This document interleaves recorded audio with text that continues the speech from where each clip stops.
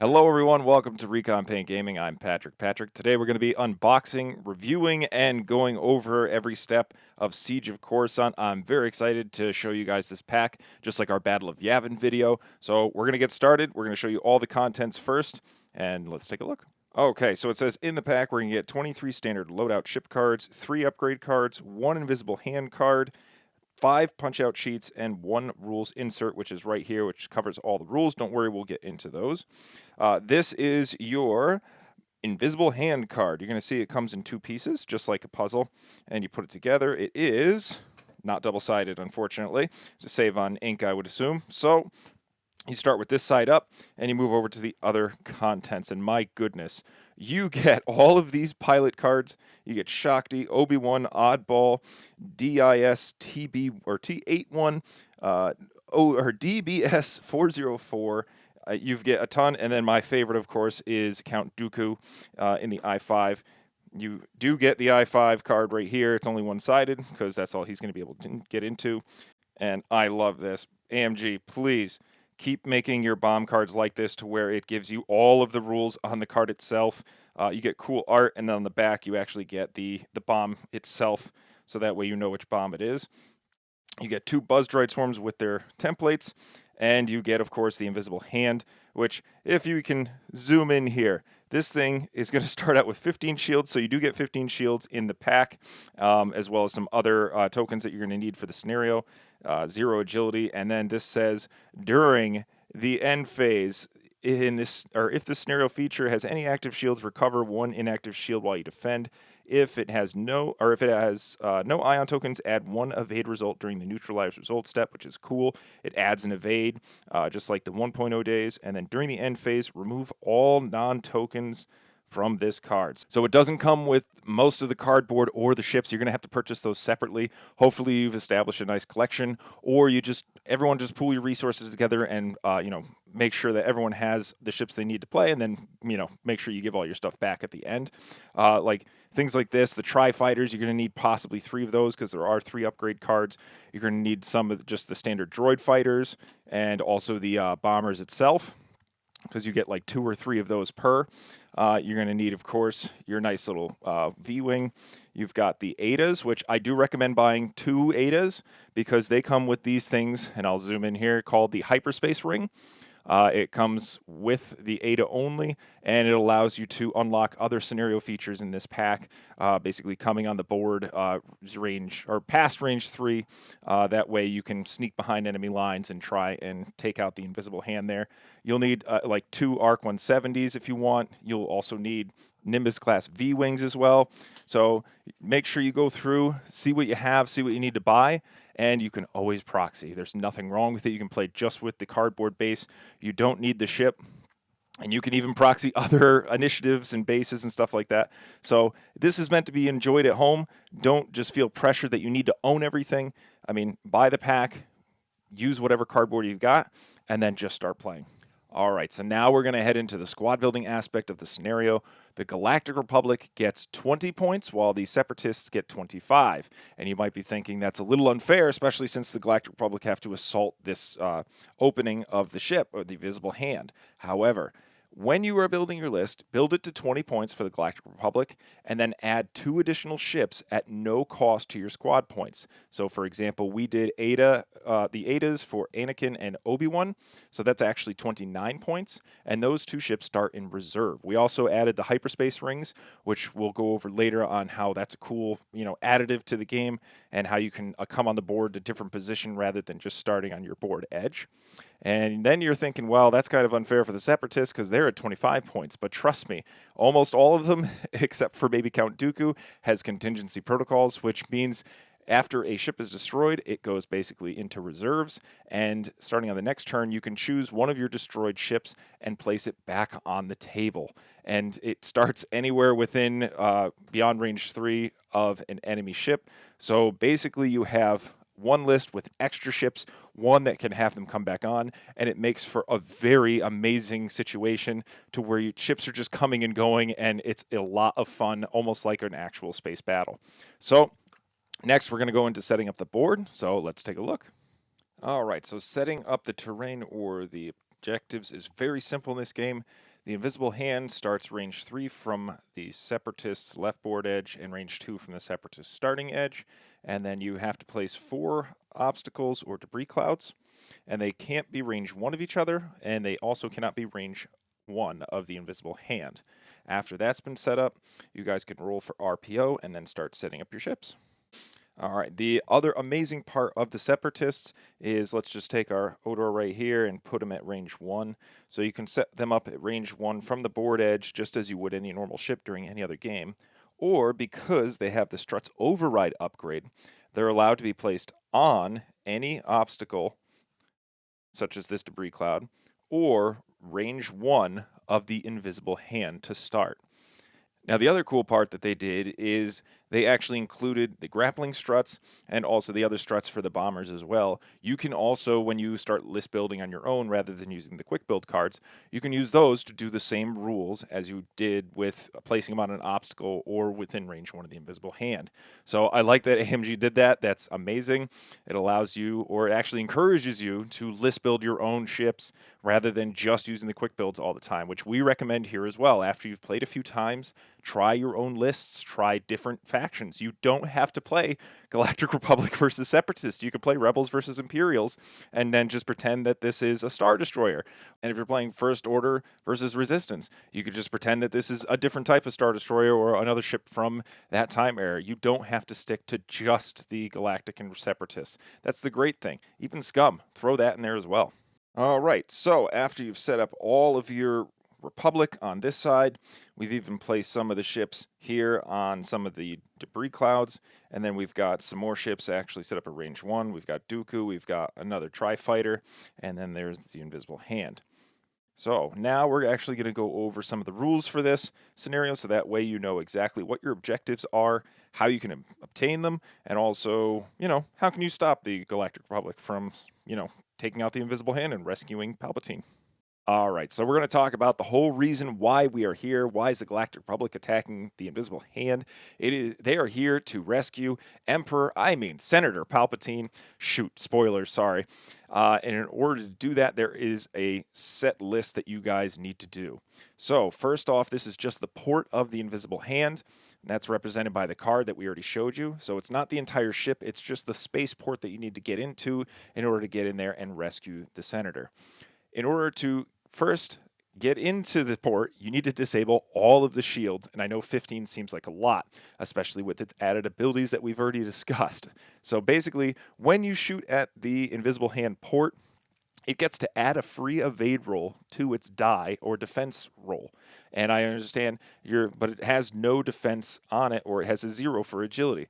It still doesn't matter. It gets to add that free evade to its roll. So basically, it's a free evade for it that it gets to use to lower your attack value, or how much damage you're going to put through.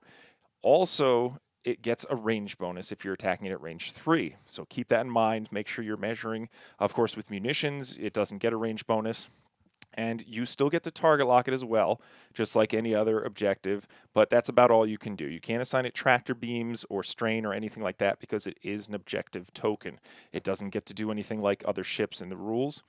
The last thing that is a good thing is if at any point it is ionized. So they do state in the rules that you can ionize this token. It then doesn't get to regenerate a shield at the end of each turn, and it doesn't get to add its free evade to its defense dice roll. So keep that in mind when you're list building, because I know that Contrail has some bombs on it that are ion, and also Anakin and Obi-Wan have some ion cannons and stuff like that. So ion is a very good thing, especially when you're trying to melt this thing down.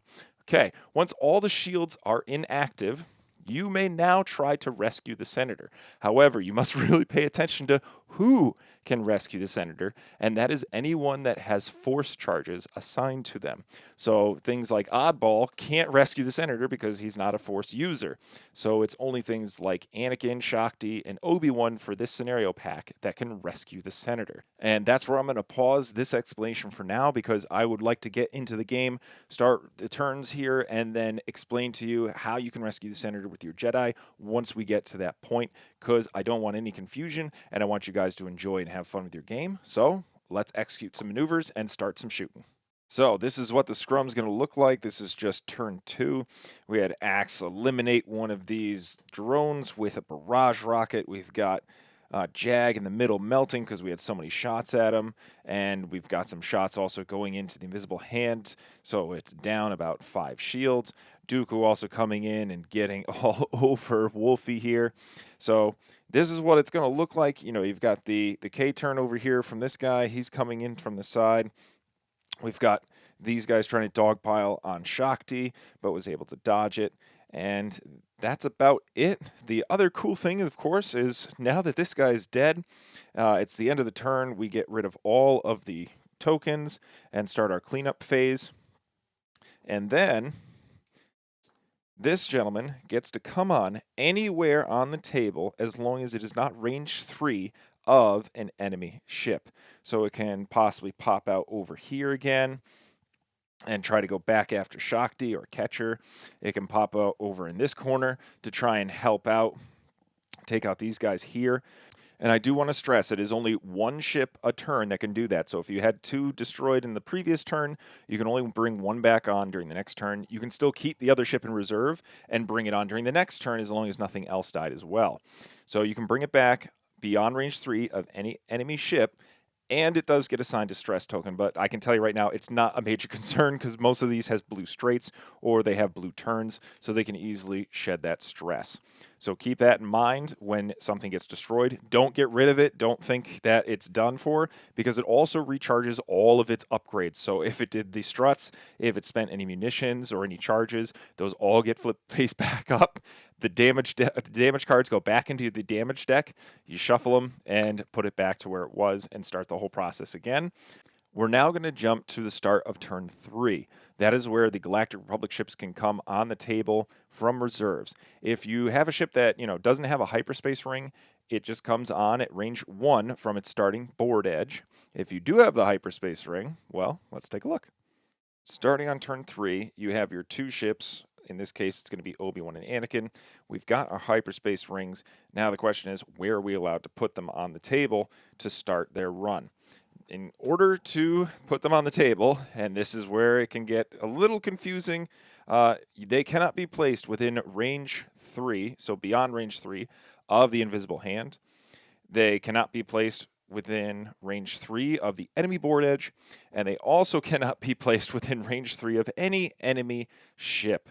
So it kind of leaves you in some certain spots to where you can't place them on the table. So if you are a stickler for the rules and you want to play exactly how the scenario was intended, you can play by those rules. It's going to limit where you can place your hyperspace ring ships because the battle is going to be spread out. If the separatists started on the rocks, they're even more spread out, especially if you have this little drone coming back in certain spots on the map to block those hyperspace rings. In order for us to have resolved this rule, we eliminated one of the rules, which was a hyperspace ring ship cannot start range 3 of the enemy's board edge. This helped a lot. It gave us a little bit more leeway to where the ships could come on, and most of the time they just come in on the corner of the enemy's table, the furthest away from the invisible hand. And even then, sometimes it might not fit because there still might be a ship here, so you have to really sneak it in the corner. So just keep that in mind. You can also try to sneak it a bit this way as well. But it's your own game. You can do it any way you want. You can play it by those rules. If you do play it out of the box, you can use the hyperspace rings. It'll give you just a little bit more of an edge when you're setting up. Rather than being range 1 of your friendly board edge, you might be able to be range 2, possibly range 3, and give you a little bit more of a head start to where you need to go. So there's still a great investment for the scenario, but I wouldn't really rely on them too much if you're playing by all the rules that are in the pack. I also want to cover how to undock from your hyperspace ring, because while you're in it, you're not allowed to shoot. You do get some shields added to your health there.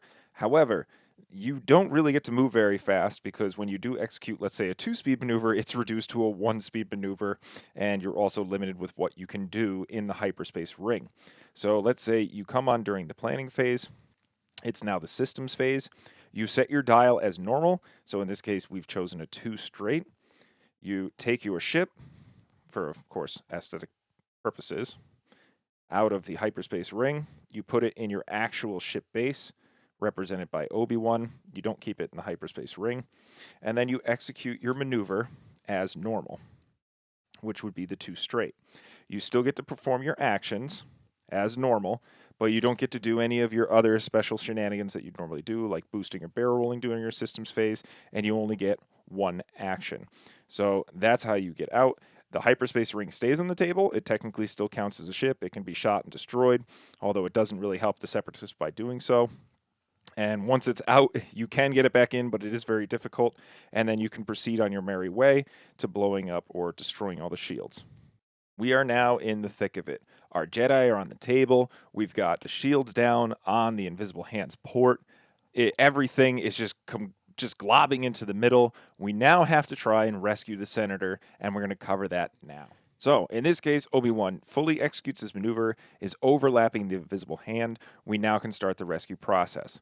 If a Jedi is stressed, they cannot attempt the rescue mission, so make sure you don't do a stressful maneuver, or, if for some reason some ability passes you a stress, you're not going to be able to do that, so make sure that you do a blue maneuver and clear that stress first. You also have to have Force tokens assigned to you, so if you have the Force, like Obi-Wan does, he can start the process to rescue the Senator. You then take one of the 4 Palpatine tokens, place it next to your ship to show that you have the token itself. The game comes with these tokens. Of course, we make our own tokens over at recontokens.com. So if you want to go check those out, go to recontokens.com for all of your token needs. But the game comes with 4 tokens for the Emperor or the Senator. Then you must assign yourself a weapons disabled token. That's right, we also make 2-inch and even 3-inch tokens. So go check those out at recontokens.com. So that way also you can't shoot, you have the token, you can also take an action. You still have that ability, so I would suggest an evade or a focus to help you block some of those attacks. And then you start getting shot at, which is going to happen. And as a Separatist player, you should start shooting at the Jedi that has that token. If by some chance you survive all of the barrage of attacks, you only have 1 Jedi with the actual token assigned to you, which is Emperor Palpatine's token. You then take 3 of your attack dice, roll, and see if you get a crit result. If there are no crit results at the end of the turn, then I'm sorry to say, you remove all of the tokens for Palpatine from the ship, and then you continue playing. If by some chance you do roll the crit, and a crit result comes up, you then win the scenario. That's it. You're done. You've rescued Palpatine. Obi-Wan is now going to leave and get the heck out of there and rescue or finish this war. The other way to win is, let's say, Anakin executes his maneuver and also does the same thing. He gets a Palpatine token as well. He has the weapons disabled. He takes a focus. And if by some miracle both of them survive at the end of the turn with the Palpatine tokens, they win. That's it. The Republic is able to rescue Palpatine and win the war. The other thing you got to mention or notice is you can have more than 2. You can have 3 or 4 of your Jedi ships obtain that Palpatine token. It's only going to increase your chances of winning, because if by chance one of them does get destroyed, you still have 2 remaining, which is going to win you the game. And if 2 of them are destroyed, you still have the third and a chance to roll 3 dice and get that crit for the victory. So keep that in mind. You also going to have to pay attention to the timing window, because again, it's after you fully execute a maneuver, you may attempt the rescue mission. So you have to then execute the maneuver, rescue the Senator, assign a weapons disabled token, then you get to move to your perform action step. So don't think that you're going to execute your maneuver, boost during your action phase, and then rescue the Senator. But, I mean, these are ADAs. They can boost and barrel roll during the systems phase, so keep that in mind when they need to reposition in case there's something in your way. And it's very helpful when something is in your way and you don't want to bump, and it'll allow you to possibly shoot over the invisible hand or possibly get that little bit of the corner that you need in order to start the rescue process. Don't be afraid to, come back around and possibly make a second attempt. Don't try to avoid just staying in there, because again, the more things that are in the middle on that card, the harder it is to execute a maneuver fully. And also, you're going to be a sitting duck because everyone knows where you're going to be as a Republic player, and they're going to start shooting and eliminating your Jedi. And as soon as all the Jedi are eliminated, there's no way to rescue the Senator, so it's an automatic loss as well. And then you're also going to want to pay attention to that as a separatist. If you go after the Jedi, they are very hard to kill, but eliminating one increases your chances of winning and prevents them from rescuing the Senator itself. So this mission, I can say 100% is an incredible amount of fun. We just played it on Tuesday night. Robert was overjoyed with this. We like it even more than the Battle of Yavin Pack. It is, less binding to what you need in order to play, because there's only a couple of tokens that you'll need. The cards that come with it are absolutely amazing. I have been using them in standard play because you're allowed to. They are quick builds with equipment on it that doesn't exist outside of the pilot that it's assigned to, like Contrail with the precise astromech, which after you perform an action, you may spend a charge, and you get two of them to perform a red target lock action. And that's great because that droid doesn't exist outside of Contrail. That is hooked to his quick build card. So these cards are absolutely amazing. If you're not interested in the scenario, I suggest the pack anyways, because you can buy them and use the pilots in them that are already compatible with the game that you have. So I can't say enough good things about this scenario.